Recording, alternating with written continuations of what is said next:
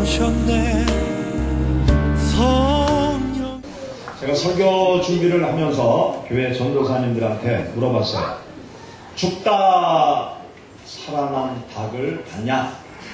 그랬더니 우리 전도사님 둘이 직접 목격을 했다. 죽다 살아난 닭. 우리 학생들은 무슨 말인지 잘 모를 것 같은데, 제가 어릴 때만 해도 집에서 닭을 잡았어요. 모가지를 비틀어가지고 뜨거운 물에 담궈서 온 털을 다 잡아 뜯어가지고 도마에 닭을 올려놓고 목을 탁 쳐서 많이 잡았어요. 할아버지하고 아버지하고 손주가 마당 한쪽 옆에 있는 우물가에서 닭을 잡기 시작했어요. 닭장에 가서 틈실한 놈을 골라서 아버지하고 할아버지가 닭을 몇 마리 가지고 왔습니다.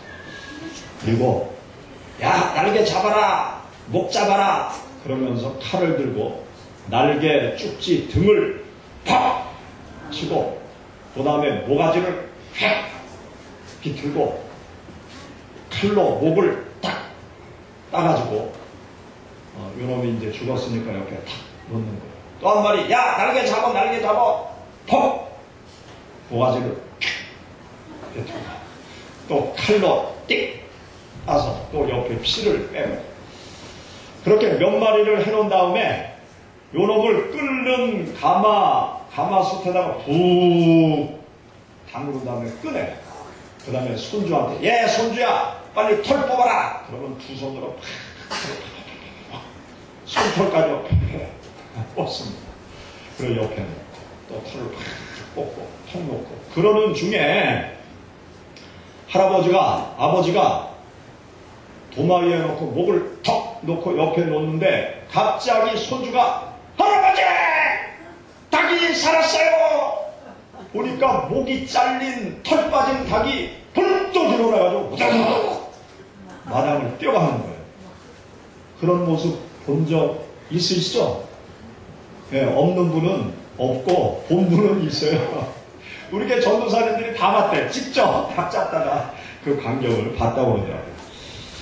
제가 좀 실감나게 하려고 전도사님들한테 한 주간 동안 죽다 살아난 닭 동영상을 좀 인터넷에서 찾아라 그랬어요. 근데 전도사님들이 숙제를 못했어요. 아무리 뒤져도 죽다 살아난 닭 동영상이 없다는 거예요. 그래가지고 제가 보여드리려고 그랬는데 할 수 없이 보여드리지 못합니다. 죽다 살아난 닭. 이 닭은 제대로 죽어야 돼요. 제대로 죽어야 이게 제사상에도 올라가고 제대로 죽어야 또 맛있게 요리해서 추석 명절에 설 명절에 온 가족의 식탁 위에 올라가서 모두를 기쁘게 해줄 수가 있습니다. 이 죽다 살아나면 이게 제사상 제물로 올라갈 수도 없고요. 죽다 살아나면 추석에 명절에 온 가족이 맛있게 먹을 수도 없어요. 더더욱 이 닭 편에서 생각하면 죽다 살아나면 얼마나 이게 말이 됩니까? 죽다 살아난 닭이 털 뽑혀서 산들 모가지가 비틀어졌는데 산들 무슨 의미가 있겠어요? 장렬히 죽어서 나를 잡수셔 하는 게 닭편에서 볼 때도 훨씬 이게 보람 있고 명분이 있지 않겠습니까? 죽어도 멋지게 죽는 거 아니겠습니까?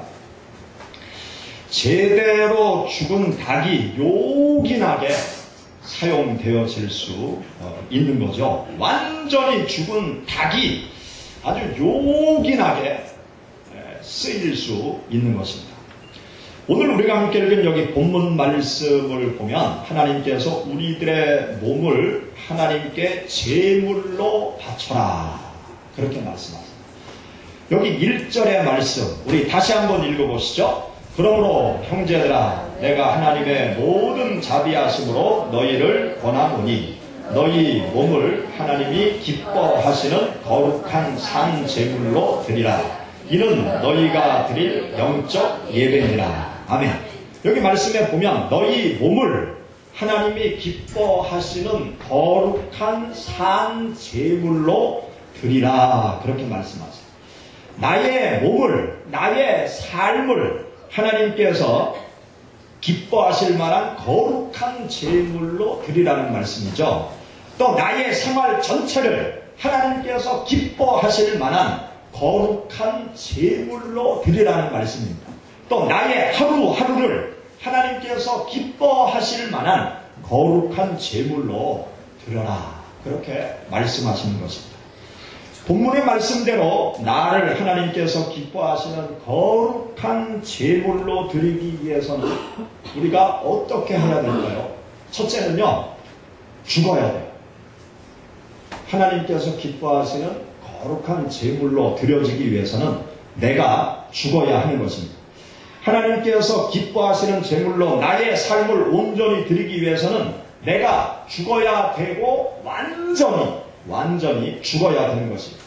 하나님께서 기뻐하시는 제물로 나의 삶을 드리기 위해서는 내가 죽다가 살아나서는 절대로 하나님 앞에 드려지는 제물이 될 수가 없어요. 구약시대 제사를 살펴보면 모든 제사에는 반드시 제물이 준비되어져야만 했습니다. 하나님 앞에 찾아 나오는 사람들, 하나님 앞에 제사를 드리는 모든 사람들은 누구든지 반드시 제물을 가지고 왔어야 돼요. 부자든 가난한 사람이든 하나님 앞에 제물을 가지고 왔어야 되고, 권력 있는 사람이든 힘이 없는 사람이든 제물을 가지고 와야 되고, 장애인이든 비장애인이든 반드시 제물을 가지고 하나님 앞에 나와야 됐어요. 하나님께 제사를 지내기 위해서 찾아가는 사람은 빈손으로 나와서는 절대로 안 된다고 그렇게 말씀하셨어요. 자기의 형편에 맞게 부자는 황소를 가지고 나와. 내가 보통 평범한 삶을 살아간다 그러면 염소나 양을 가지고 나와. 내가 가난한 집이라 그러면 산에 가서 비둘기를 잡아오고, 내가 비둘기도 잡을 그런 여력이 없는 사람은 쌀 한 움큼이라도 하나님 앞에 가지고 와라.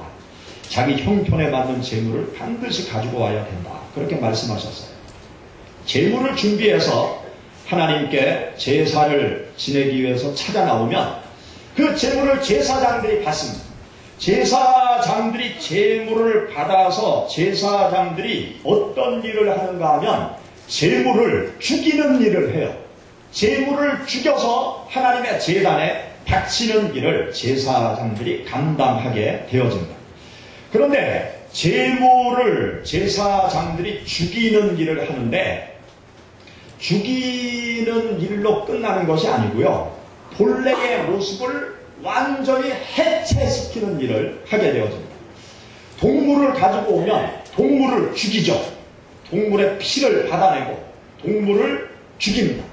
그리고 거기에서 끝나는 것이 아니고요. 이 동물을 전부 다 각을 뜨는 거예요. 목 잘라내고 팔 잘라내고 다리 잘라내고 또 몸통을 아주 갈기 각을 전부 다 내는 것입니다. 그렇게 각을 낸 제물을 하나님의 번제단 위에 올려놓고 불을 태워서 하나님 앞에 향기로 제사장들이 하나님 앞에 제사를 지내게 됩니다. 또 곡식단을 가지고 왔다.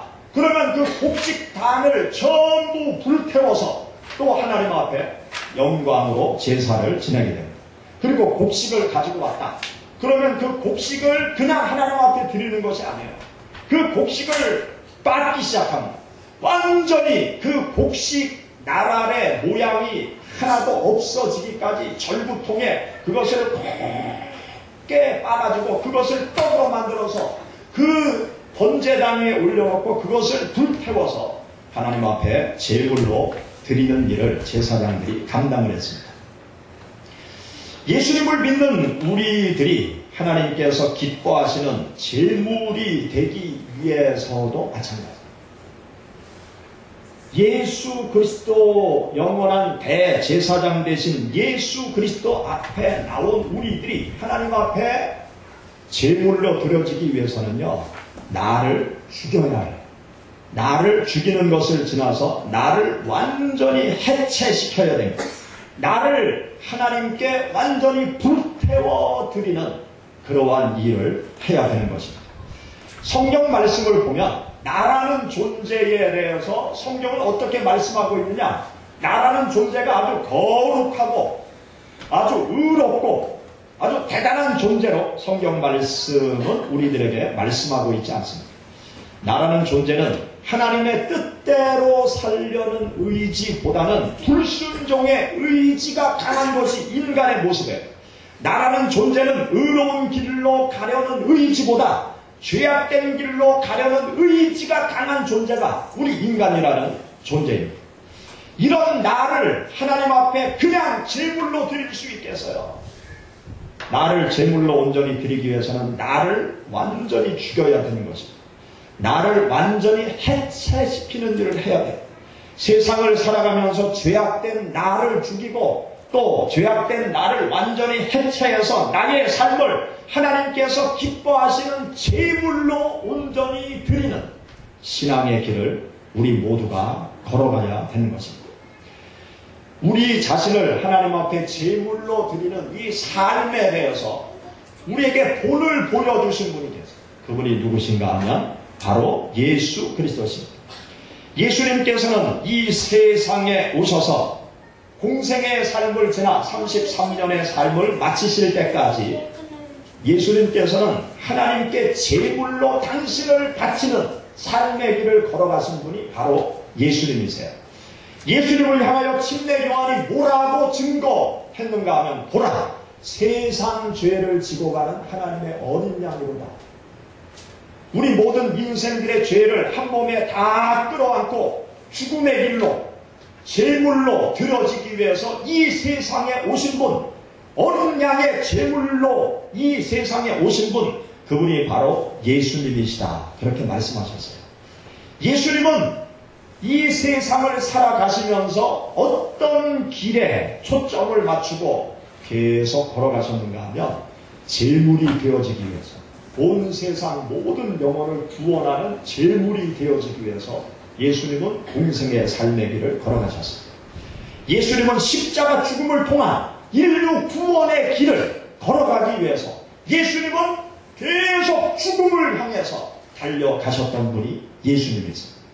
예수님께서 십자가 죽음을 앞에 두시고 그 전날 밤에 겟세마네 동산에 올라가셔서 베드로, 야고보, 요한 그 세 제자를 같이 데리고 올라가서 그들에게 기도하라고 말씀하시고 예수님께서 멀리 떨어져서 하나님 앞에 기도하기 시작합니다. 하나님, 할 수만 있으면 이 잔을 내게서 옮기옵소서. 할 수만 있으면 이 죽음의 잔을 피하게 하여 주옵소서. 죽음을 좋아할 사람이 어디 있겠습니까? 죽음을 기뻐할 사람이 어디 있겠습니까? 죽음 앞에 담대한 사람이 어디 있겠습니까? 인간의 모습을 지니신 예수님, 죽음을 피하고 싶으셨던 거예요. 그래서 할 수만 있으면 이 잔을 내게서 옮기옵소서. 살고자 하는 그 욕망과 예수님께서 싸우시는 거죠. 그렇게 기도하시는 중에 예수님께서 뭐라고 말씀하시는가 하면 내 뜻대로 마옵시고 아버지의 원대로 되기를 원하나이다. 죽기로 결심하신 거예요. 죽음의 제물이 되기를 결심하신 것입니다.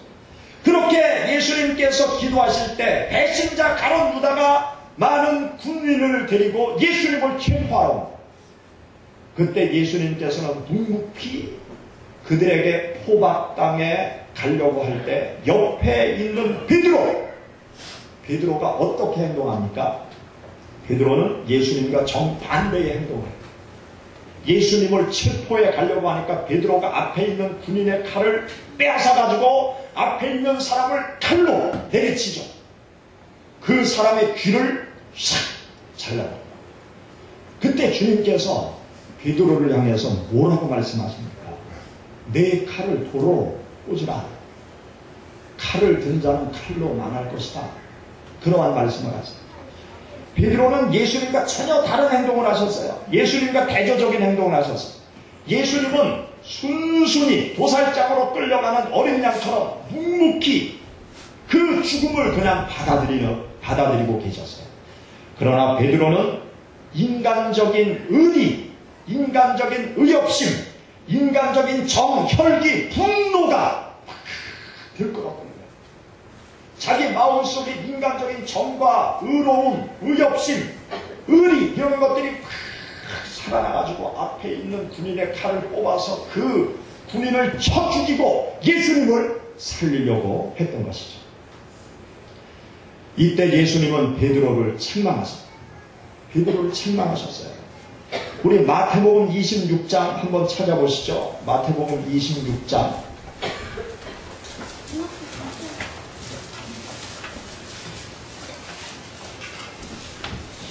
마태복음 26장 51절부터 54절 우리 다같이 봉독하시죠. 예수와 함께 있던 자 중에 하나가 손을 펴 칼을 빼어 대제사장의 종을 쳐 그 귀를 떨어뜨리니 이에 예수께서 이르시되 내 칼을 도로 칼집에 꽂으라. 칼을 가지는 자는 다 칼로 망하느니라.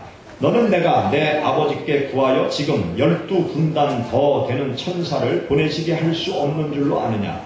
내가 만일 그렇게 하면 이런 일이 있으리라 한 성경이 어떻게 이루어지겠느냐 하시더라. 아멘. 여기 보면 예수님께서는요, 그들을 충분히 물리칠 수 있는 능력을 가지고 계셨어요.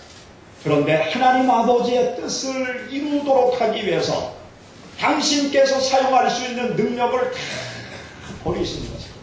당신의 생각을 다 죽이시는 거예요. 당신의 모든 능력을 다 내팽개쳐 던지시는 것입니다. 그런데 여기 베드로는 어떻습니까? 살아나는 거예요. 예수님은 죽는데 베드로는 살아나는 거예요. 또 살려고 하는 거예요. 그런 베드로를 예수님은 책망하십니다. 칼을 도로 칼집에 꽂으라. 그렇게 말씀하세요. 나는 죽음의 길로 간다. 그렇게 말씀하시죠. 베드로와 같은 모습을 보이면 하나님의 큰 뜻을 이룰 수가 없어요. 우리가 하나님을 믿는 신앙의 길을 걸어갈 때 베드로와 같은 모습을 가져서는요, 하나님의 뜻을 그르치는 일만 행할 수밖에 없습니다. 구약성경 말씀 가운데 보면 모세라는 사람이 나오죠. 모세는 온유함이 온 지면에 승하여 그의 온유함이 아주 모든 사람들에게 다 알려졌다는 거예요. 아주 겸손하고 온유하게 이스라엘 백성들 앞에서 하나님 앞에 늘 무릎을 꿇고 어떤 환경 속에서도 아주 온유한 모습으로 무릎을 꿇고 하나님의 인도함을 받는 사람이었어요. 그런데 그러한 모세가 가나안 땅에 들어가지 못했어요. 하나님께서 너는 가나안 땅에 들어가지 못한다. 왜 그렇게 되었습니까? 한번 자기의 이 분노를 꺾지 못한 거예요.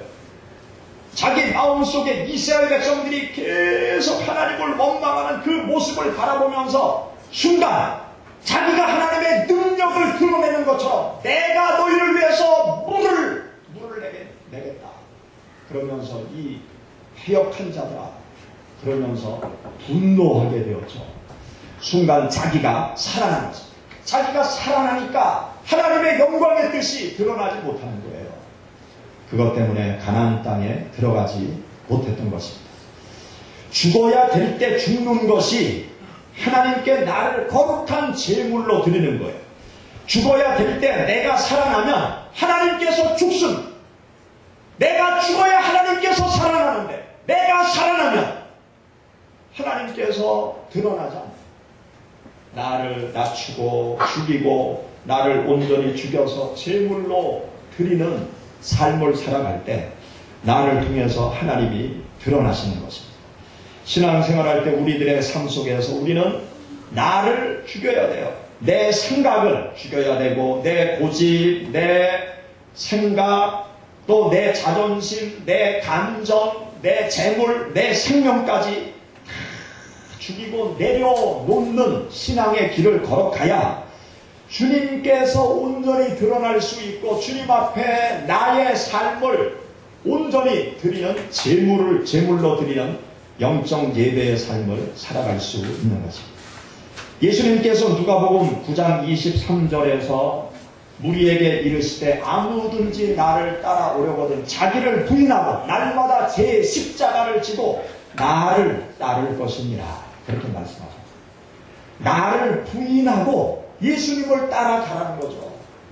내 생각을 붙잡고 내 생각을 드러내면서 나의 고집대로 우리가 이 세상을 살아가서는 주님을 따라갈 수 없다. 그렇게 말씀하세요. 사랑하는 여러분, 여러분 자신을 죽여서 하나님 앞에 제물로 드려지는 삶을 살아가시기를 주의 이름으로 축원합니다. 나를 죽여 하나님 앞에 제물로 드리는 그 삶이라는 것은 두 번째로 무엇을 말하는가 하면 나를 죽여서 하나님께 드려야 돼요. 하나님께. 나를 죽이고 희생하는데 죽이고 희생하는 대상이 누구인지를 명확하게 해야 됩니다. 우리 성도들은 나를 죽여서 나를 누구에게 드려야 되는가 하면 하나님께 드려야 돼요. 하나님께. 하나님께 드린다는 것은 다른 말로 하면 하나님의 말씀에 순종하는 거예요. 내 생각을 접고 나서 무엇을 쫓아가느냐? 하나님의 말씀을 쫓아가야 되는 거예요. 내 계획을 다 포기하고 그 다음에 내가 무엇을 어떤 계획을 쫓아가야 되느냐? 하나님의 계획을 쫓아가야 되는 거예요. 나를 죽이고 하나님의 말씀에 순종하는 길을 걸어가야 돼요. 내 자존심을 죽이되 하나님을 위해서 내 자존심을 죽여야 되는 거예요. 나의 고집을 꺾되 하나님을 위하여 나의 고집을 꺾어야 되는 것입니다. 나의 생명을 드리되 하나님을 위하여 나의 생명을 드려야 되는 것입니다. 우리 주위를 살펴보면 누군가를 위해서 또 무엇인가를 위해서 자기를 제물로 내놓는 많은 사람들이 있습니다. 어제가 6월 6일 현충일이었죠. 현충일은 나라와 민족을 위해서 목숨을 바친 선열들의 그 삶을 기리는 날이 현충일이잖아요. 6.25 전쟁 때 수많은 젊은이들이 나라를 지키기 위해서 제물이 된 것 아닙니까? 나라를 지키기 위해서 그 젊음을 나라를 위해서 드렸기 때문에 오늘의 한국, 대한민국이 번영한 대한민국이 있는 것이죠. 또 산업 발달의 제물이 된 사람들이 있기에 오늘의 대한민국이 있습니다. 70년대, 80년대 이 중동 모래바람을 맞으면서 중동에 가서 건설업에 동참한 많은 산업 역군들, 또 독일의 광부로, 또 간호사로 가서 시체를 닦고 또 땅속에 들어가서 무연탄을 캐내는 그런 사람들이 달러를 벌어들이고, 또 베트남 전쟁에 수많은 젊은이들이 참전해서 또 달러를 벌어서 한국으로 보내서 오늘날의 대한민국이 이렇게 발달하게 된 것이죠. 또 직장생활 하시는 분들도 보면 자기의 자존심을 죽이면서 직장생활을 합니다. 자기 자존심을 꺾으면서 직장생활을 하죠. 왜 그렇게 합니까? 처자식을 위해서, 나의 가정을 위해서 자존심을 죽이고 가정을 이루기 위해서 자기를 죽이는, 그러면서 직장생활을 하지 않습니까? 며칠 전에 대한의사협회 회장이 메리스 감기 전염병에 대해서 성명서를 발표했어요. 그런데 대한의사협회 회장의 말이 참 존경스럽더라고요. 뭐라고 이야기하는가 하면, 여러분 너무 국민들 걱정하지 말라고, 불안해하지 말라고, 이 사우디와 우리 대한민국은 의료 수준이 틀리다고, 대한민국은 최고의 의료 수준을 가지고 있고 최고의 의사들이 있다고, 그러니까 너무 걱정하지 말라고, 이 메리스 감기 전염병을 잘 퇴치할 수 있다고, 그러면서 참 존경스러운 말을 하더라고요. 대한민국의 의사들은 전사처럼 질병과 싸울 것입니다. 그렇게 얘기합니다. 이 질병과 전사처럼 싸우겠다는 거예요. 여러분 병원에 가보세요. 의사들 도망갑니까? 안 가죠. 마스크 쓰고 환자들을 진료하잖아요. 전사처럼 질병과 싸우겠다는 거예요. 참 존경스럽더라고요. 그리고 가만히 생각해 보니까 대한민국의 의사분들이 사명감을 가지고 국민의 건강을 위해서 정말 수고를 많이 하는구나 그런 생각이 들더라고요. 가만히 많은 사람들을 살펴보면요, 우리 사회 곳곳을 살펴보면 무언가를 위해서 희생의 제물이 되어지는 사람들이 참 많아요.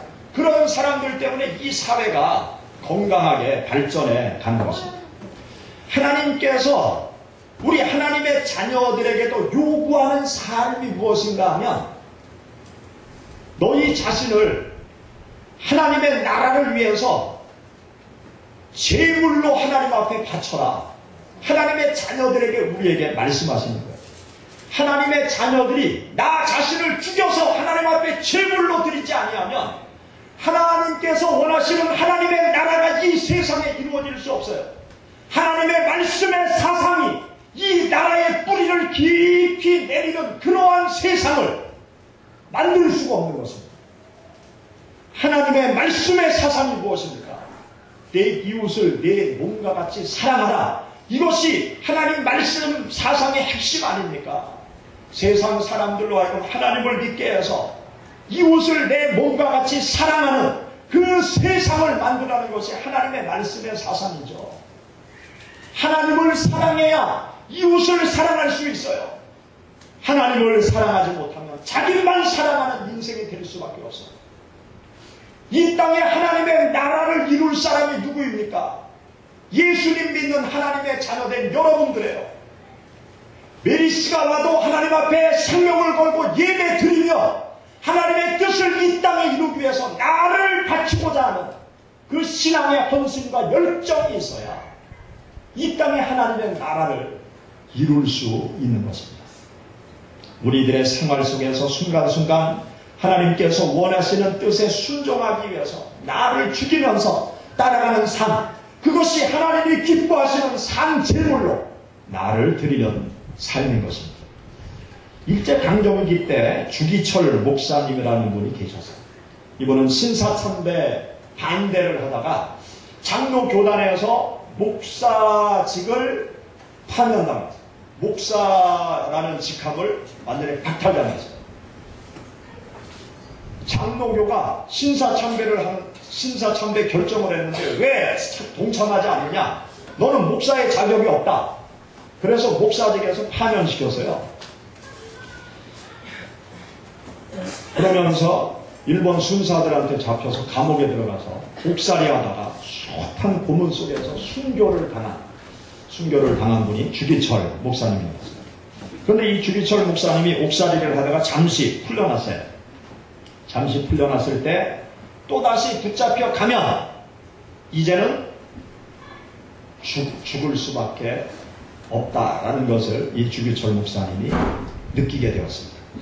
그래서 일본 순사 감시원이 교회에 들어와 있는 그 주일날 마지막 설교를 했어요. 그 설교 제목이 나의 5종목의 기원. 그러면서 5가지의 기도를 마지막 설교로 성도들에게 했습니다. 성도들에게 설교를 하는 그 내용이 어땠는가 하면 첫 번째 저의 기도는 죽음의 권세를 이기게 하여 주옵소서.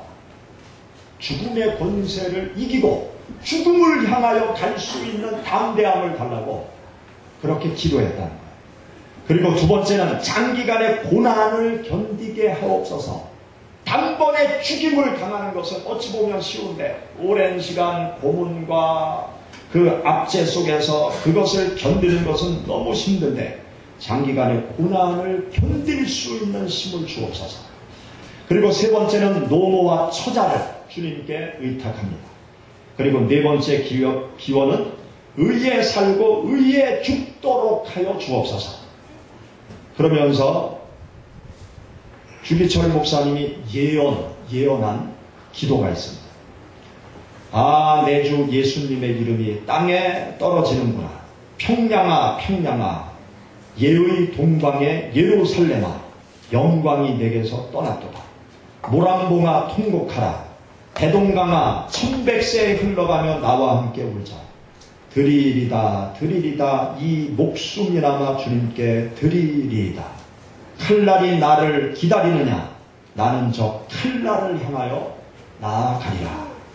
이 몸이 죽고 10번 다시 죽어도 주님 향한 대의 정절 변치 아니하겠습니다.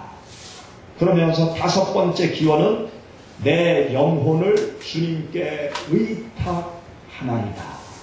그러한 마지막 설교를 하고 일본 순사의 손에 끌려서 감옥에 들어가서 모진 고문 속에서 순교를 당한 분이 주기철 목사님이셨어요. 이런 목사님들, 이런 성도들이 우리 기독교 근대 역사 가운데 존재하셨기에 지금의 한국 교회가 든든한 진리의 말씀터 위에 굳건하게 서 있는 것입니다. 사랑하는 여러분, 우리가 예수님을 믿는 신앙의 길을 걸어갈 때 예수님을 위해서 내가 죽을 때 우리들에게 생명의 길, 사는 길, 축복의 길이 열리신다는 것을 믿으시기 바랍니다. 나를 죽일 때 하나님의 큰 뜻이 이루어진다는 것을 여러분 믿으시기 바랍니다. 내가 살아서는 하나님의 뜻이 이루어질 수 없어요. 내가 죽어야 주님이 살고 내가 죽어야 온전히 주님의 뜻이 이 땅에 이루어지는 것입니다. 하루하루 살아가시면서 나의 생각, 나의 계획, 나의 감정, 나의 자존심, 나의 고집을 하나님을 위해서 죽이실 수 있는 여러분들이 되시기를 주의 이름으로 축원합니다. 성령이 오셨네.